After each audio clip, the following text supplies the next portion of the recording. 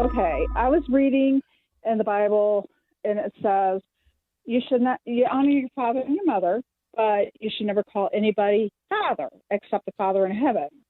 And that was just kind of puzzling because I used to have someone sit there and say, you're only supposed to call your parents father or mother, and then you call a father up in heaven. So that was kind of one of my, that was kind of confusing to me. Then the other one is that it says, heaven and earth shall pass away, but my words will never. So those are just some really good Bible questions, and it's like, wow, these are really good. I'd like to find an answer for them. Well, the heaven and earth one, just very quickly, dear, is speaking of our present world. It's not speaking of heaven. Our eternal home is going to fade away or pass away. I don't believe that. Again, when we look at the Bible, when we look at verses pertaining to heaven, hell, earth, all these things, we have to look at all the verses that pertain to that. Otherwise, you could get a skewed view. And the same applies for Father. Scott, your thoughts? Yeah, exactly. And Jennifer, it's a great question. Both questions, really great questions. But, when it comes to this issue of father, we're told back in Exodus chapter 20, when the Lord gave the 10 commandments to Israel, to honor your father and mother. And so, in the scriptures, God, when he was speaking his commandments to Moses to give to the children of Israel, he referred to earthly fathers as father.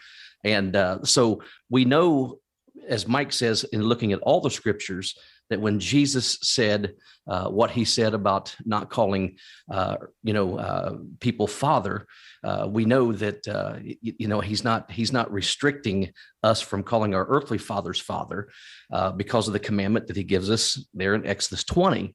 But there in Matthew 23:9, what he's actually talking about and who he's dealing with are the religious leaders of that time, especially the scribes and the Pharisees. And so what's interesting is when you read the rest of the Gospels and what Jesus has to say, it's interesting that most of Jesus's words that were rebukes went to the most religious people. And one of those rebukes is this one. And the whole idea behind this is the Pharisees, they loved to have titles.